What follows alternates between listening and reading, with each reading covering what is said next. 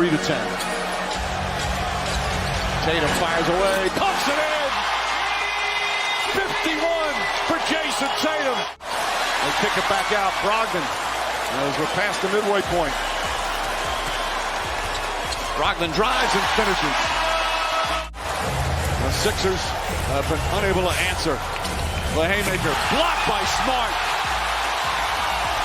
This has been a pretty crazy postseason where teams are going out in epic proportion, from the Bucks collapsing in Game 5 to lose to the Miami Heat, the Suns losing in yet another embarrassing fashion on their home court with the game being all but over by halftime, to the Warriors getting blown out in Game 6 against the Lakers, and now of course we have the Philadelphia 76ers getting dismantled in Game 7 against the Celtics, blowing yet another 3-2 lead after having an impressive road win in Boston in Game 5, coming back home to try and end the series in Philly, and when they lost Game 6, one final game to make it their first conference finals appearance since trusting the quote-unquote process, and they came out flat, looking pretty lifeless throughout most of this one on both ends of the floor. It didn't help that Jason Tatum went off and set a new record for most points in a Game 7 at 51. Dude was playing out of his mind, and there was really nothing you could do to stop him, but regardless, the Sixers have come up short yet again. This is the third time since 2019 in which they lost a Game 7 in the second round.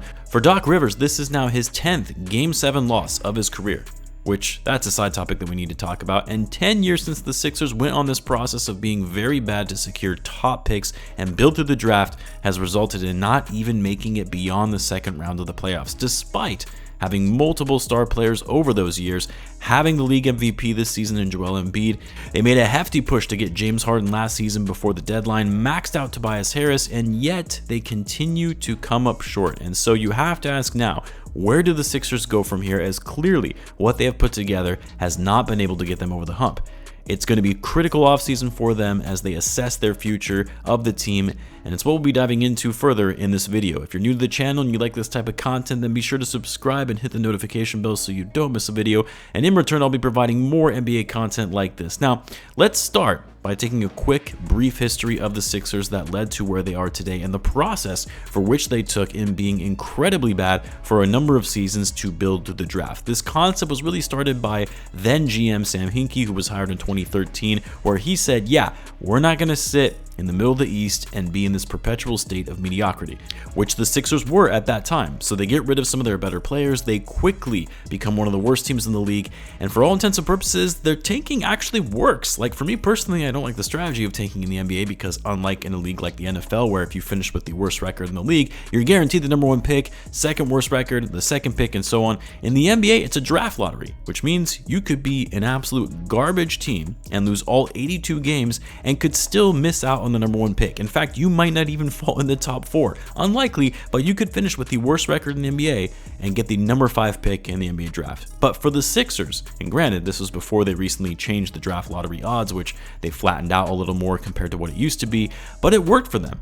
They landed the number 3 pick in 2014, which they used to get Embiid, who, while there were some injury concerns and he did in fact miss the first 2 seasons of his career, ended up becoming a superstar, a franchise player.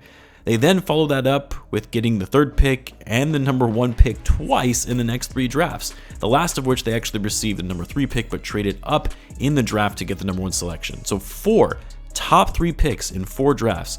They got what they wanted, the tank worked. The problem though was the draft selections. They missed out on all of these picks with the exception of Embiid.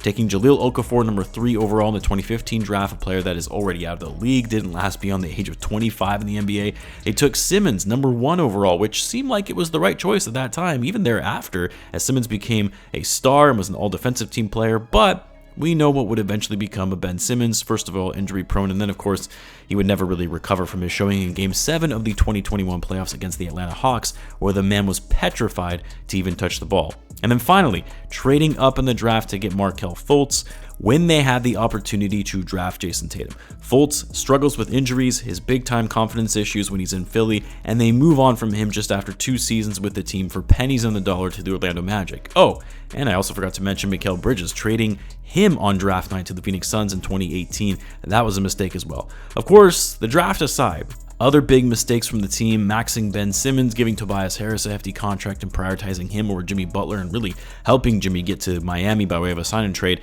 They posture around with Simmons making trade demands, wait too long for his value to get incredibly low, and bring in James Harden, who, yes, still a star, but clearly not the same player that he used to be, and to be honest, has been very bad for the Sixers in the postseason. And here's the thing. It's not like things are going to be getting much better for the Sixers in the way of improvement. We've talked about their history that has led up to this point. Well, now let's talk about the future. As of right now, the Sixers have $164 million guaranteed on their books for next season. This assumes player and team options are going to be picked up. That puts them over the cap and, in fact, into the luxury tax based on next year's projections for the cap and tax threshold. So the Sixers have no room to work with in terms of their ability to sign free agents outside of the mid-level exception. They have Tobias Harris going into the final year of his deal at $39 million. They've got a partial guarantee on DeAnthony Melton, which I would assume they're going to need to fully guarantee, as he's really been a nice bright spot for them, who has developed and gotten better. And he's only 24, so some upside there as well. They've got Embiid under contract through 2027, which is great. You need to keep Embiid at all costs. But the biggest decision for the Sixers this offseason is, what do they do with Tyrese Maxey? And I know some people are going to say, what do you mean, what do they do? He's one of their better players, is a star in the making, only 22 years old. You keep him. Are you crazy? Well, here's the thing. Tyrese Maxey has been one of the few draft gems for the Sixers that they were able to take late in the first round, and has quickly risen to being one of the best players from the 2020 draft and continues to get better with every passing season. And because Maxey has gotten so good so quickly, they're now going to have to pay him big money to keep him around, which he is extension eligible this offseason on his rookie deal. And guess what? The Sixers don't really have a lot of money to throw around with all their other contracts they have on their books, especially if they plan to re-sign Harris and Harden to extensions. Also, both players who are eligible for an extension this offseason. In fact, Harden has a player option. He could very well become an unrestricted free agent if he opts out of his deal and tries to look for a longer-term contract extension with the Philadelphia 76ers. And so for the Sixers, they have to decide. Do we keep our older veterans like Harris and Harden, continue on this quest for a title and building around Embiid, or do we prioritize a young and up-and-coming player that has star potential, but is probably going to be a few years away before he really truly gets there? Or maybe you package Maxey in a trade if you think you won't be able to pay him what he wants for his level of production, package him with some picks, and get another true established star in the NBA to get you over the hump, really push you into title contention. Maybe a guy like Damian Lillard. The Blazers know they need to trade Dame and go on a full-blown rebuild, or really try to get win-now pieces to keep him happy, as Lillard has already made it clear he doesn't have an appetite for building with guys who are still 4 to 5 years away from truly competing. And if the Blazers go the rebuild route and look to move Lillard, maybe Maxey, multiple first-round picks, and obviously you have to include some salary filler in there as well. Tobias Harris on an expiring deal that maybe the Blazers could flip for something else to help build for the future, or just have his salary come off the books next season, which that actually helps the trade as well, because it would quickly shed salary for the Blazers, who they have Lillard under contract through 2027. Maybe a deal like that would get it done. I personally don't think it would make sense to give up on Tyrese Maxey when the kid has a bright future, but knowing Daryl Morey, he's going to look to be aggressive and wanting to win a title now. And given the fact that he loves James Harden, they go way back, he's going to do what he can to keep him, rather than trying to wait to see what Maxey develops into. I could see him making an all-in push for Lillard, because James Harden aside, the Sixers know they've got to put together a contending team to keep Joel Embiid happy. Embiid is going to be turning 30 next season. His window and opportunity to win a title is now. He doesn't want his prime to be wasted and getting bounced out of the second round year after year. Granted, some of that is on Embiid. Like, he really did not show up well in Game 7 and looked like he lost interest early in that game. So yes, some accountability does need to be placed on Embiid for the Sixers' lack of success in the postseason. But at the end of the day, man is still a superstar, now an MVP. He knows his prime years are going to be coming to an end soon. And if the Sixers want to be serious about winning a title, they have to go all in now. They probably should look to move Harden, but we all know that's not going to happen because of Morey, unless of course Harden opts out and leaves in free agency, which I think would be a win for them, because Harden just isn't the player that he used to be and has been especially bad in the playoffs. And then of course, they're going to need a new coach.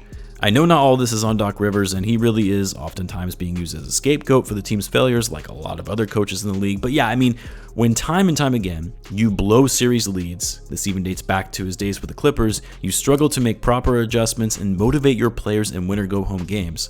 Yeah, it's not a good look, and I wouldn't be shocked if by the time you're watching this, the Sixers have already fired Rivers. I would be very surprised if that doesn't happen in the next 48 hours, and the good thing for the Sixers, they've got some good options available to them now. Monty Williams, Nick Nurse, good coaches. They just had run their course on their respective teams. And because they're likely going to be picked up pretty quickly, given all the coaching vacancies right now, I would expect Doc to be fired very quickly so that they can get started on that search right away. So it's going to be an interesting offseason for the Sixers to see where they pivot. Do they run it back, make a big splash in trying to bring in another all-star player? And who is going to be their next coach? I'm curious to hear what you guys think, though. Let me know in the comments. As always, be sure to subscribe, and I'll see you in the next one.